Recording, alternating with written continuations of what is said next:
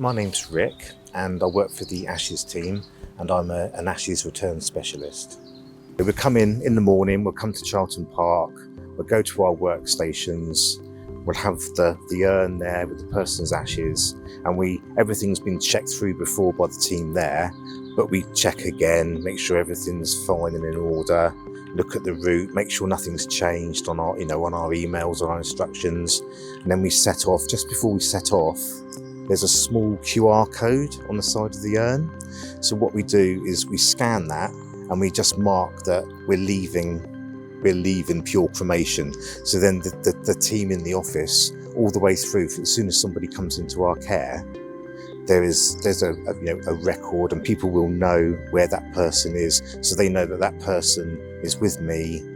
I've left the building, left Pure Cremation, and I'm on my way. So if anyone needs to check, they know that's what happens. And then at the other end, when I've returned that person's ashes, I will mark as they have been returned, so the team know straight away that that's happened. But then what I do after I've left here, I'll pull over into services between 9 and 10. I will phone the family, just let them know I'm coming along, and I generally give a 2-hour window, which people are happy with. And then I come along, I park up outside. We've got an unmarked vehicle, just a regular car, normal car, no sign writing on it or anything like that. And I give them a tap on the door.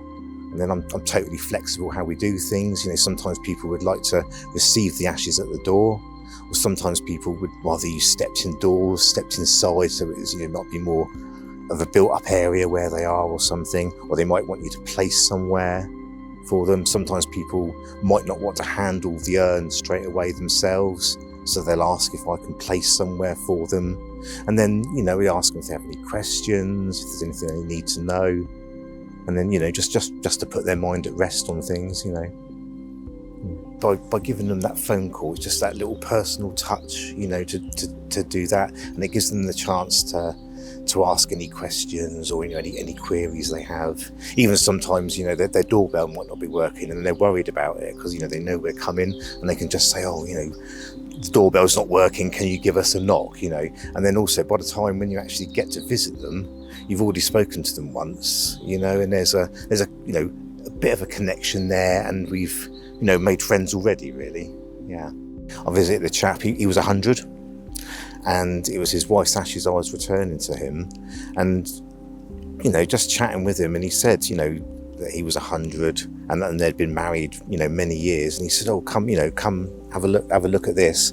And he had a birthday message from the king that he had on the wall, signed by him, and there was also one from a wedding anniversary they had, a big wedding anniversary, and that was from the late Queen. And something like that, if you sort of pass that person in the street, old guy, hello, and that's it. But when you're actually in their house, in that situation, in those circumstances, you can see something like you get totally different insight into their lives. Obviously, with the nature of what we're doing, it's very sensitive, and also it's totally unique. It's a totally unique thing to do, and where we do this job all the time, we've got the knowledge. We understand the process. We know the people that carry out other processes here. Any questions anyone has, we can answer that.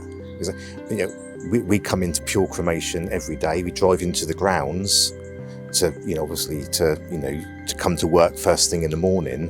So we actually know, we know this. And any questions anyone's got on, what's it like there? Because sometimes people don't know when they might have filled out a form, they might live a long way away. They've not driven past here. They don't actually know what it's like. And you can, again, put people's mind at rest. You can say, I'll go in there every day. And it's lovely. It's not just like a good angle that they've taken the photo. It is like that. It's like a lovely spot. It's really nice. The people are nice. They might mention somebody that they've spoken to on the phone. And I know that person, just by walking through the office sometimes and saying, oh, all right. And that does really help people. And also, just from a level of respect, again, from the people returning back to them, that's not something that a courier would do.